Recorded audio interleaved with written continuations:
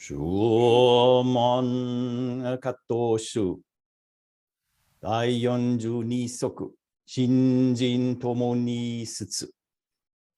Entangling vines, case 42.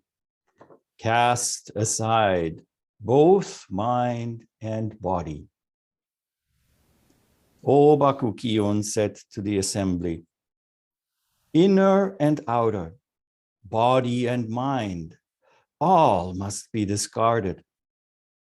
Most people are unwilling to empty their minds, fearing that they will fall into emptiness. Little do they realize that their minds are empty from the start. The foolish eliminate things, but do not eliminate thought. The wise eliminate thought, but do not eliminate things. Bodhisattvas have minds like empty space. They have renounced everything and have no attachments, even to the merit they have made. However, there are 3 levels of renunciation. Great renunciation is when inner and outer, body and mind have all been cast aside and, like empty space, have no place for attachment. After this, one follows the situation and responds to circumstances with both subject and object forgotten. Middling renunciation is when one follows the way, performs virtuous acts, and gives selflessly with no thought of gain. Small renunciation is when one does all sorts of good deeds in the hope of gaining merit, but relinquishes such attachments upon hearing the Dharma and realizing that all is empty. Great renunciation is like having a flame in front of you. No longer is there either delusion or awakening. Middling renunciation is like having a flame at your side. There are times of light and times of darkness. Small renunciation is like having a flame behind you. You cannot see the pitfalls in front of you.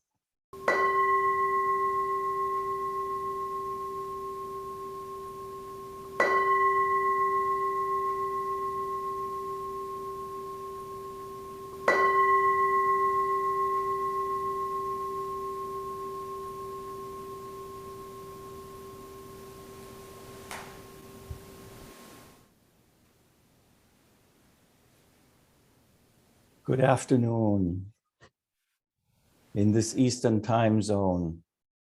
Good whatever time it is, wherever you may be. It's wonderful to have us all be together here on this winter day, the last day of the Huang winter session. Cold, cold, cold. A wonderful catalyst for practice, more conducive to contraction than heat.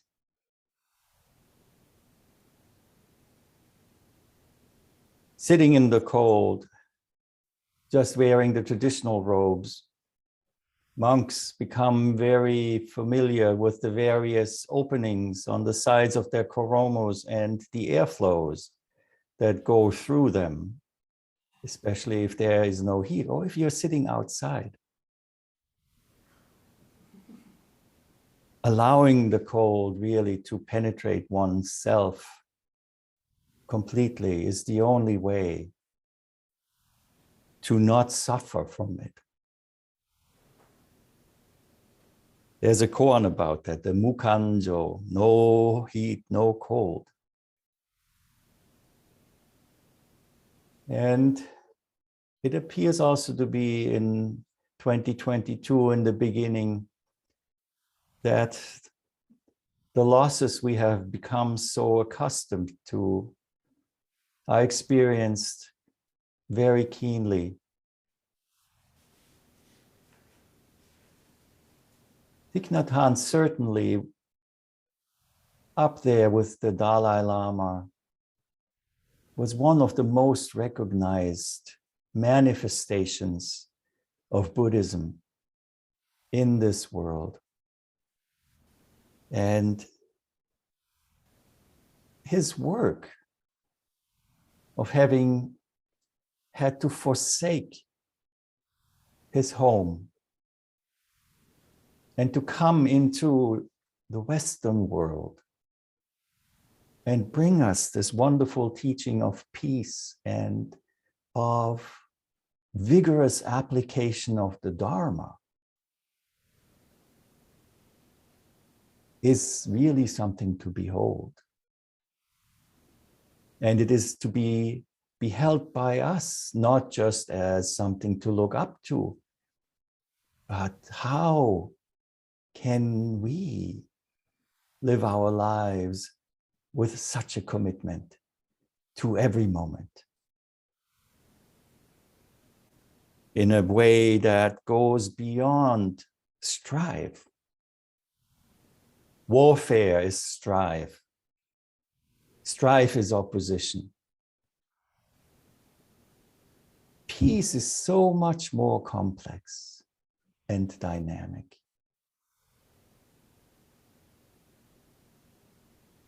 Having grown up myself in a household of two parents who practically lost everything in World War II,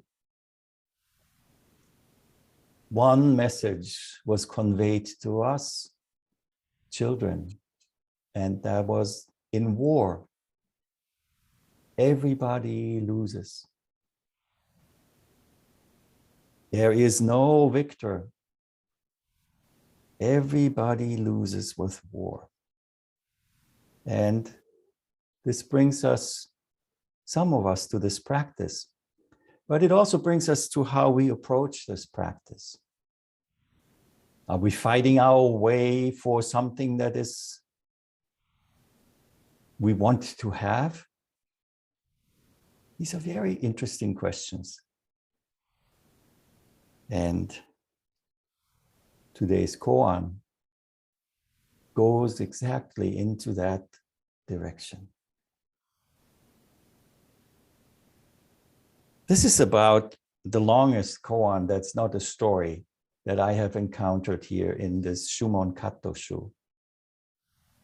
It's two pretty substantial paragraphs of many words. But we are listening to the teaching of Obaku Kyun. Obaku Kyun, the Dharma father of Rinzai Gigen, to which we trace the lineage of this Rinzai tradition. So Obaku appears in 12 cases in this Shumon Kattoshu, Entangling Vines collection. We really have no exact dates for the time when he was born, but it must have been somewhere between 768 and 771 of the Common Era. Most scholars by now believe that he passed away in the year 850. Obaku Kyun. Kyun, the monk's name, means phenomenal, rare fortune. A wonderful name to receive. Obaku, as I spoke about before, Obaku actually is the designation of a plant, of a tree, the Amur cork tree. And where Obaku was ordained, that mountain was Mount Obaku because it was a hill on which you found a little forest of these Amur cork trees. And speaking about opposition, well, in China, in Japan, and the regions of East Asia, the Amur cork tree is a native plant. Here in the United States, it is considered an invasive species. Even here in the state of Massachusetts, in which I reside, it is listed as a noxious weed. Yet in the native lands, the bark of the tree is harvested. It is one of the main 50 medicines in traditional Chinese medicine. Out of that bark, a yellow color is extracted. A yellow color that is used in this medicine, but also in Japan for printing woodblock prints. And this is where the name Obaku comes from. So he was born in the Fujian province. And you might remember Chigan Roshi spoke about it just recently, that he was a very tall person, maybe 7 feet tall. And besides that, he had this pearl on his forehead. And that pearl always reminds me when I look, and when we all look at the Buddha statue, you know, Buddha statue, the historical Buddha, Shakyamuni, is always depicted with 2 protrusions from his skull. One in the back, a larger one that's called the Ushnisha, and one in the front, the Urna, which symbolizes this Dharma eye, the third eye, and is a very auspicious symbol. In Obaku's case, though, it might have been a callus from his practice of bowing over and over again, all the way to the floor with his forehead. So much that the pearl formed.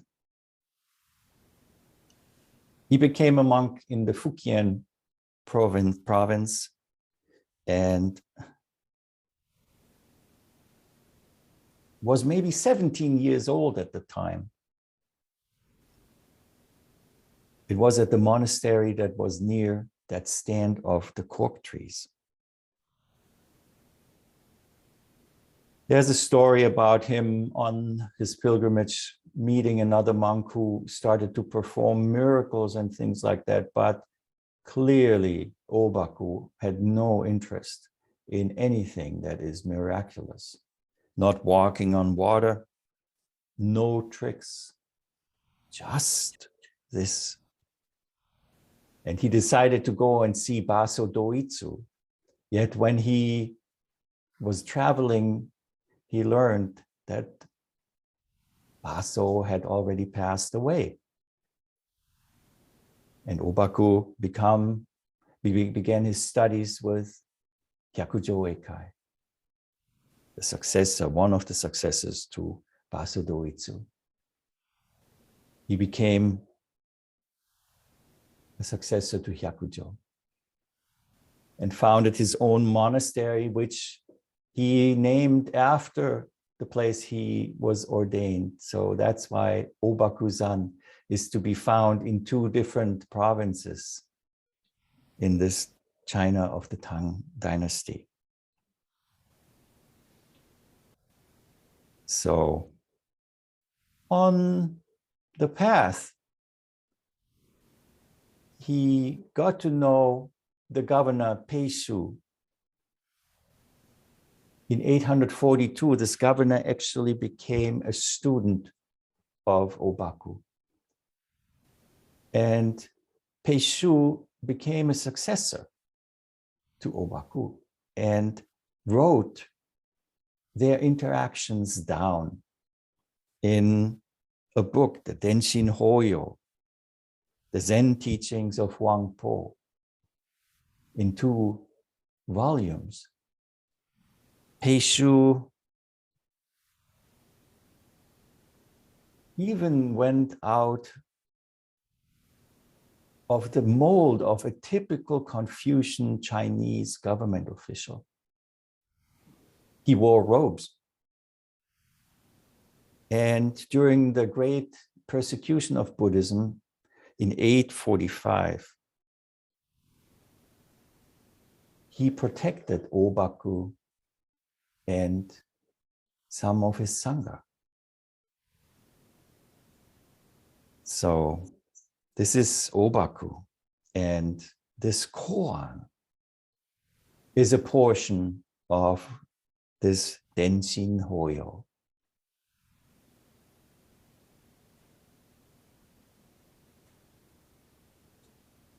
The Buddhist persecution, that is another war.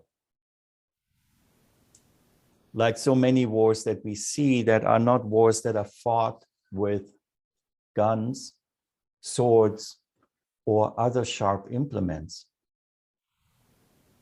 There's a lot of warfare going on in the world, within these United States, based upon completely different set of weapons, ideas.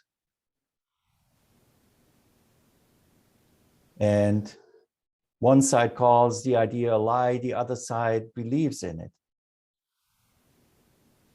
It's a very, very tricky situation to find that whatever idea it is, we have to be very, very careful not to turn it into a weapon. It is nice to want to achieve wonderful things, but the teachings of Buddhism call us to go about it in a different way. And this portion here of the Zen teachings of Huang speak just to this very point. Inner and outer, body and mind, all must be discarded. Well, these are words. But we have to understand that these are words that came from Obaku and from his experience of what it meant in his life to discard inner and outer, to go beyond body and mind. With all the teachings that we encounter on our path in this world, in the study of Buddhism, let us be very careful that we do not try to take these implements we call words and use them to gain entrance, or that we expect they will unlock and be able to replace that life or the experience that was expressed by them. Obaku was there. Obaku had experienced what it means, no body, no mind, no inner, no outer. And just like the historical Buddha, at first, I can't say anything about it. Yet finding themselves, and we finding ourselves in this world of human beings and of language, we have to say something. But that something is an expression of a non-verbal reality that by speaking about it becomes maybe relatable, but it does not replace.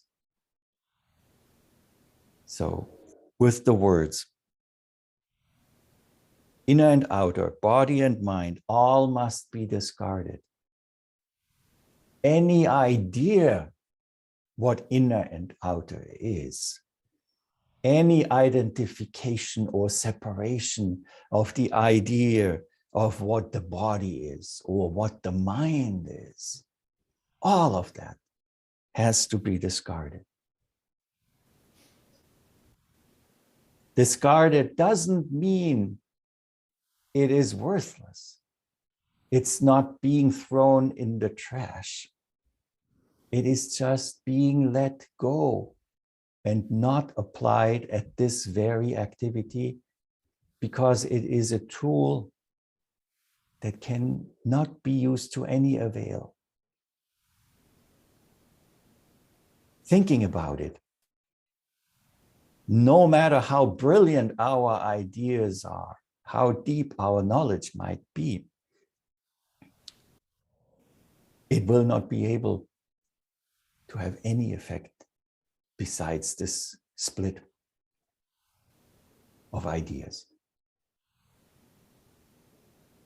Most people are unwilling to empty their minds, fearing that they will fall into emptiness. Most people are unwilling to empty their minds of being stuck to this discursive thinking, of following that constant stream, of having that broadcast with the talking heads on all the time. And of course, who's talking? You know, a very familiar voice. Very familiar voices from all different kinds of ages of our experience. From the little child that still, there's a kids channel in there. I think some of us might really tune into that at times. And there are all the other channels too. The science channel.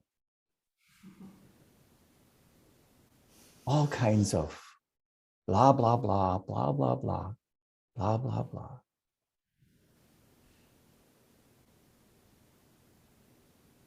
Being afraid to turn that off or to just not pay too much attention to it is a difficult undertaking, as we all know from sitting on the cushion. Somebody should make a cartoon with people sitting on the cushions instead of the head, just a big TV set. That's how it feels sometimes.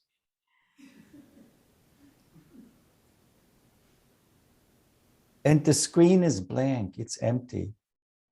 Or not so much more nowadays, but when television still just came over the air, there was this wonderful, fantastic pattern of the static on the screen visualized. Even that is better.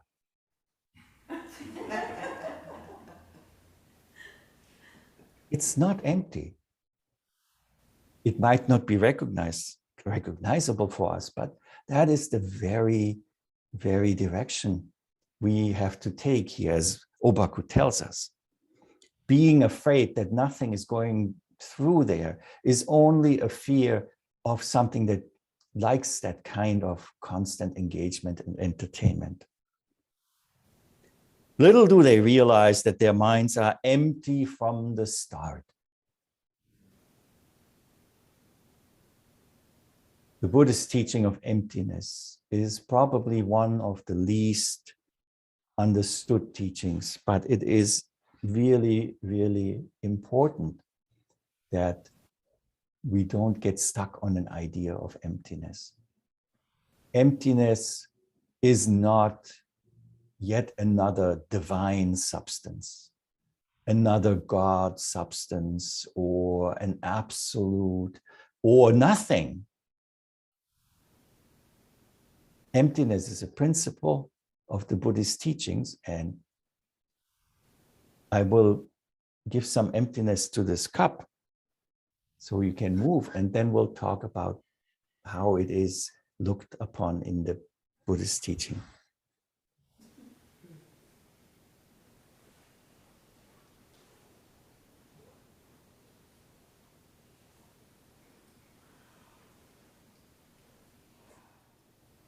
Shunyata. Shunyata. Shunyata is the absence of selfhood, the absence of any kind of identity, the absence of any kind of fixated thingness. One of the examples that's often given, and I even believe that in one of Thich Nhat Hanh, in one of his books, it's also explained using the metaphor of a table. Here's a table. We call it a table from the human point of view. That is a functional view of it. So table is a functional view of really an event of the cosmos that manifests right here in front of us. At Huang, the TV screen sits on the table. Now, as soon as one of those legs breaks off, the concept says, oh, this table is broken. But Shunyata teaches us that the event of table has just changed. There is no inherent tableness. Each little piece of wood there that comes together in such a table comes from different places, from different trees, has atoms from this part of the world, that part of the world, whatever. We can see that there is a stream that constantly changes. And just for the convenience of our human world, we call it a table. Shunyata means there is no tableness. So for us human beings, that means there is no selfhood that is fixated. In the same way that this table holds up the screen at Huang without falling down, it is real. You stub your toe on the leg, you'll know it is real. The same with our self. In the human world, this self comes into existence and it is there. It is there. That's why we have so many wonderful individuals. Yet there is no such thing as individuality. We are as much events as every phenomenon in this world. And it becomes difficult when we want a specific channel on that projects this idea of a self as a specific representation.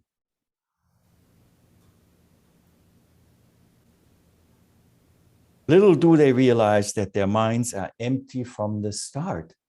Just means little do we realize often that these are not things. These are unfolding events, and the thingness is what makes difficulty. Obaku says, the foolish eliminate things, but do not eliminate thought. Our thinking process of, this is a table based upon the convenience of a human being of wanting to put something on it that's not on the floor. This expedient means of calling it a table takes on its own life. And we start to get fixated. We cannot see beyond it anymore and appreciate the non-fixated nature of the table. The thoughts remain. The reality of what the event is in front of us fades into the background.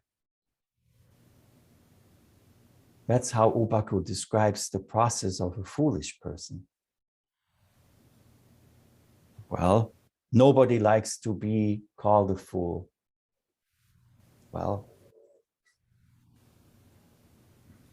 guilty as charged, I am. But also, the wise eliminate thought, but do not eliminate things. And here in the translation, things sounds like object, but let's look at it from the point of view of Buddhism and call them dharmas. Dharmas, energetic events that reveal themselves in a specific phenomenal form. That connection remains, and we make connection with it. And the thought of table is what also becomes dynamic in this case. Bodhisattvas have minds like empty space. Empty space, again, not voidness, not absence of fixation. Wonderful movement of energies, revelations, void of stagnation, of fixation, not stoppable, not pushable, not graspable, but always unfolding and energetic. That's the mind of the Bodhisattva. They have renounced everything and have no attachments. Even to the merit they have made. Yeah, here comes the word merit. Merit, again, it's not a thing. It's not a thing. There is no celestial karma bank in which you can enter 15 times Hanya Shingyo chanted. Merit goes up by 2 points. And when we misbehave, the merit crashes. It's not a stock market. And merit is not an investment. When I look at merit from my point of experience, it's more, again, from a point of view of an energetic nature that is non-oppositional, that is created through that. It is like the harmony that we experience when we chant.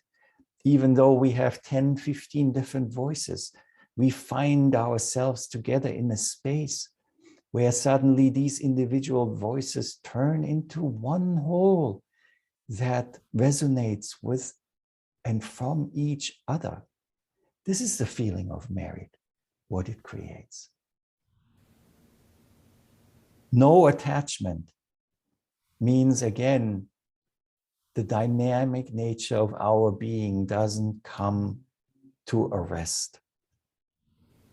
Those who come and see me, and thank you for coming and visiting and speak to me in these Dharma conversations in Doksan, know that I like to say that attachment means arrested relationship. Arrested relationship. We have to make relationship. In order for me to pick this fan up, I have to make relationship and I have to hold it. So attachment, grasping. I'm grasping this. Yeah, I'm grasping it. And now I'm fanning myself. But it's relationship, and relationship is initiated. It is realized, and then it has also to be completed. If I don't complete relationship with this fan here and I hold it like this forever, and then I make more relationship with my other hand with something else, and if it gets stuck here, I can't even eat anymore. The fan would look terrible, or even worse, imagine I should go and wipe myself. Not possible. So this is attachment. Attachment. What can we do to have non-attachment is we have to bring these relationships to completion. I thank the book and I let it go. When I don't need the fan anymore, with gratitude, I put it down and the attachment is gone.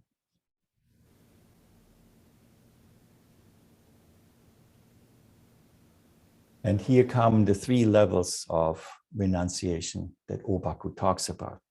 Now, before I go into that, I picked up the book probably many of you have seen this one. This is the Zen teachings of Huang, translated by John Blofeld.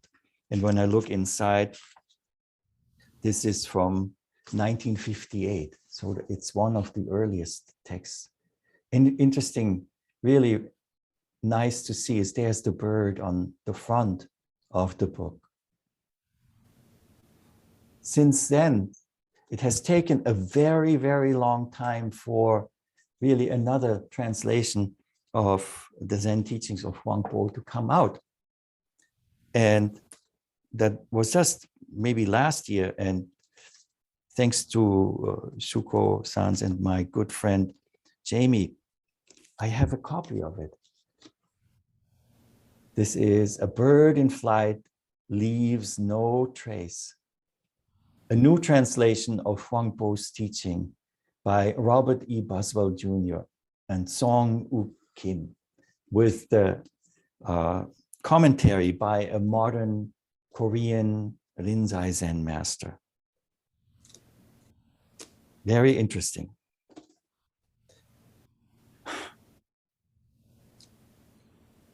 And the Shumon Katushu just took from that original text, this koan. And you might think, okay,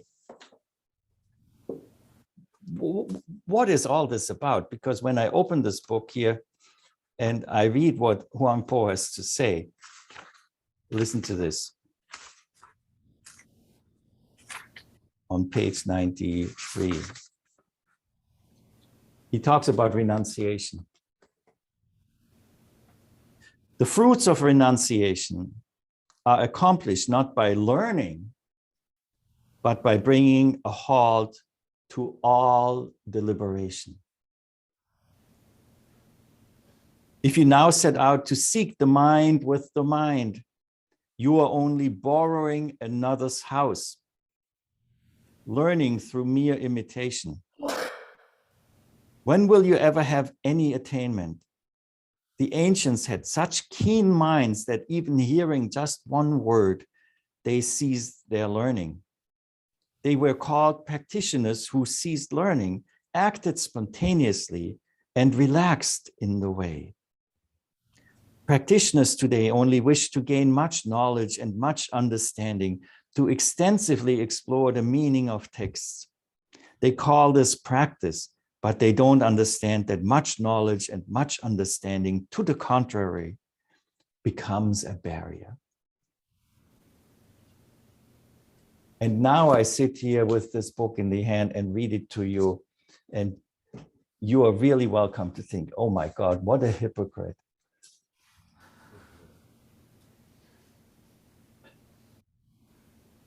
But that's how it is, you know. Sometimes we have to use some very, very odd tools to shake loose all that conceptual thinking that we have. And if the words of an ancient master who so kindly over this time of thousands of years transmits to us this impulse that we need to go beyond this enslavement to ideas, to Svabhava, that is the selfhood, the thingness, then I'm very grateful for it. And if I have to play the role of a hypocrite or a fool at the time, so be it. So now the Bodhisattvas here. 3 levels of renunciation. Great renunciation is when inner and outer, body and mind have all been cast aside, like empty space, have no place for attachment. After this, one follows the situation and responds to circumstances, with both subject and object forgotten.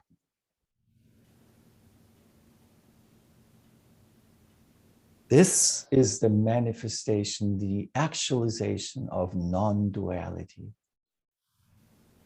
And I've been speaking about that also with some of you non-duality, and please forgive me if I say it again, non-duality is really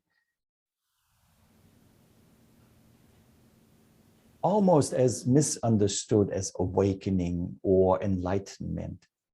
You know, it's, if we make it into a thing again, then there might be the perception, oh, it is something that we have to gain, we have to attain, we have to arrive at, we have to fight for, we have to suffer for, we have to whatever do so we can get it. But if there is one person who says that you have it from the very beginning, and that there's not even a single thing in this universe, Muichi Motsu, then it is Obaku who teaches us that non-duality. I've taken to explain it like this. Non-duality does not mean that there is not dark and light. Non-duality only means when it is light, it is light. When it is dark, it is dark. And duality comes into existence when it is light. And we say, oh my God, I hope it doesn't get dark. When it is dark, we start cutting it, the darkness, into two and say, oh my God, when will it get light? That's how duality comes into existence. And in this non-duality, in this being with what is, there comes the freedom to act according, in concord with the way, what is being asked from us. Sitting in the Zendo is a wonderful place to practice this. Formal practice is a wonderful way to practice this, because we can realize this non-duality by bringing together our hands and completely disappearing into this. And we do it over and over again. When we chant, we completely get into the chanting, and there is no self-awareness. There is no other than the activity. We are able, and at that moment we manifest that non-duality. And why do we practice that so much? Because when we step outside, suddenly the world comes at us. All these old patterns are re-energized. The ideas of this is bad, this is good, I have to, I should have, and all of that. These are all the little 1,000 cuts, of which just one cuts the non-duality into duality. Being with what is. It is a qualitative experience of our lives that cannot be measured, because as soon as a measure comes into existence, it's cut in two. That's why Opaku says, when inner and outer body and mind have all been cast aside, and one follows the situation and responds to circumstances with both subject and object forgotten. The ideas of subject and object are forgotten. We are right there. The world is still unfolding. This activity of Dharma is still unfurling right there in front of us. Just our concepts of it do not cut it into two. Middling renunciation is when one follows the way, performs virtuous acts, and gives selflessly with no thought of gain.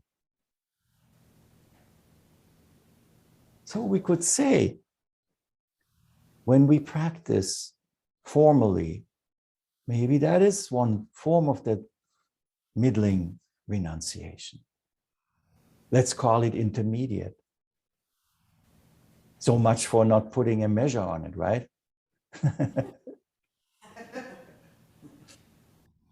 But there are different types, there are different ways. And following the way, performing virtuous act, giving selflessly with no thought of gain is wonderful. It's wonderful. If that is what our life can bring us, and if that is what we can manifest, by all means, let's do it. Then it goes to small renunciation. Small renunciation is when one does all sorts of good deeds in the hope of gaining merit, but relinquishes such attachments upon hearing the Dharma and realizing that all is empty. Some scholars point to this here from the point of view, this is a little Tang Buddhism franchisism, because the Zen franchise, which is the great renunciation, likes to speak about the middle renunciation of the Mahayana and the small renunciation of the Theravada. Maybe it is. Maybe it is, but it's a good description of the various functions that we can take on. If we cannot manifest the great renunciation, small at the moment, it's okay.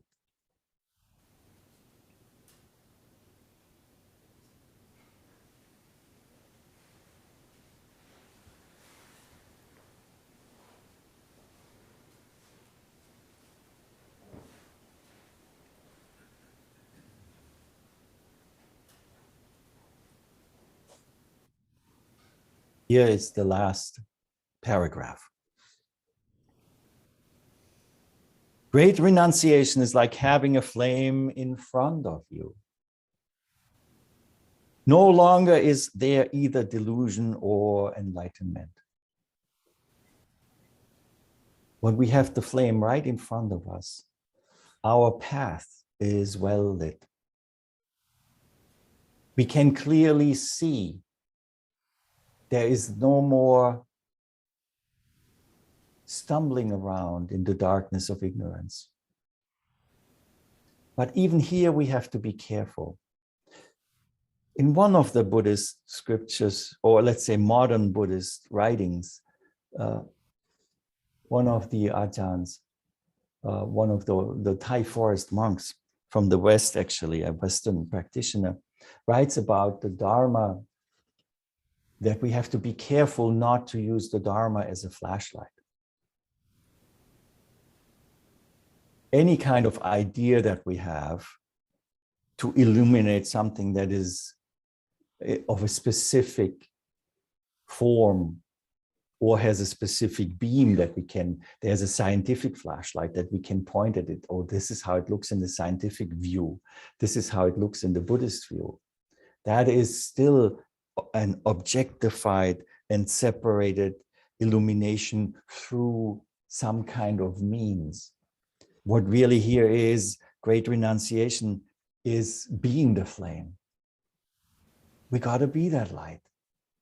How much clearer could the Buddha have said it in his last sutra, the Parinibbana Sutra, when Ananda asked him, what shall we do, world honored one, when you are gone?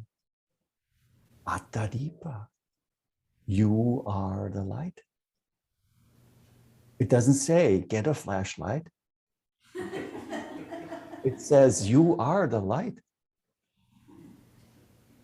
So this is, and awakening, being awake and seeing in that light that we ourselves illuminate the entire cosmos, this entire life, does not come with the guarantee that we will like what we see.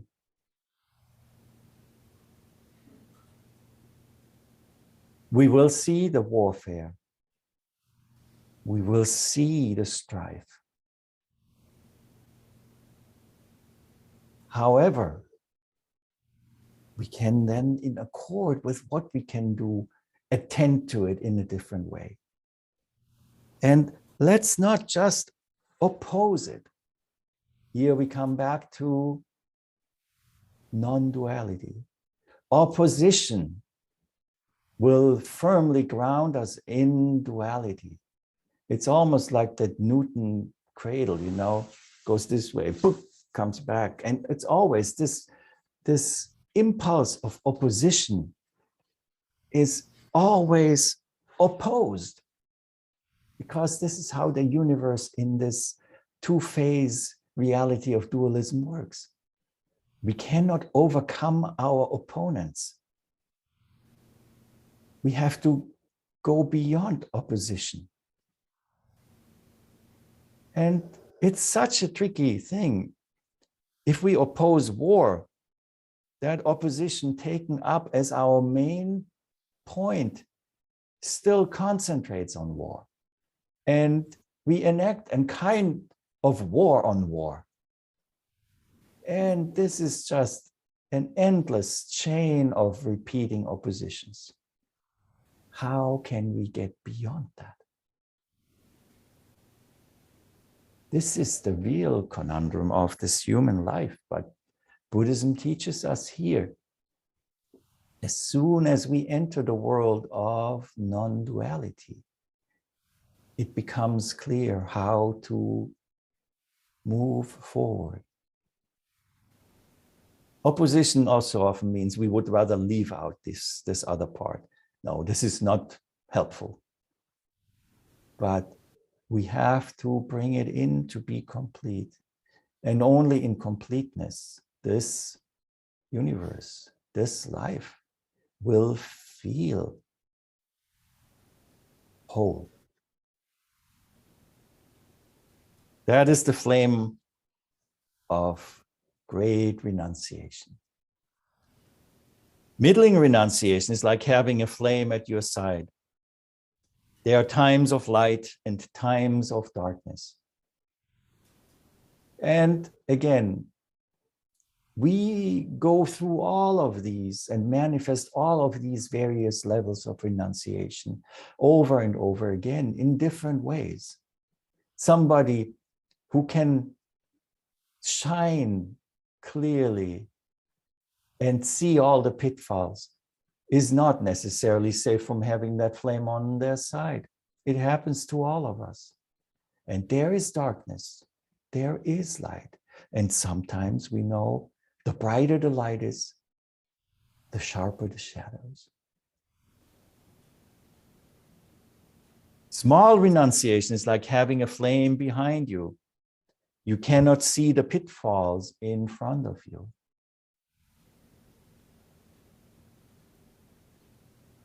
Still, in this case, you know what you should get? Get a flashlight. That's why we have the Dharma. That's why we have the Dharma teaching. That's why the Buddha speaks about the raft. If there were no need for a raft, I suppose he wouldn't have said to Subhuti that even the teachings of Buddhism must be left behind. This koan is a koan, if we had to think of it in the way of this is something that we can pass. Shumon Katoshu should end at case 42. This is a life koan, like so many life koans that we have. Our vigorous effort to reconcile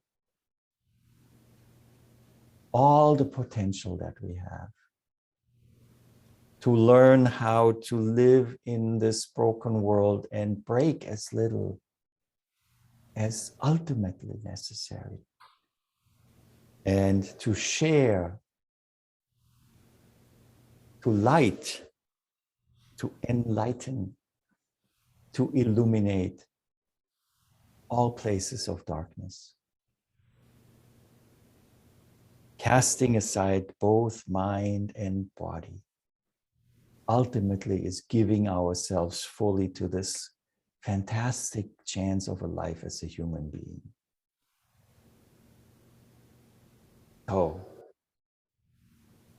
the more lights we have, the brighter it will be. Let's shine together. And in the same way, the light of Thich Nhat Hanh. Maybe the name has transformed, but like a flame that has lit so many others, it is shining on and on.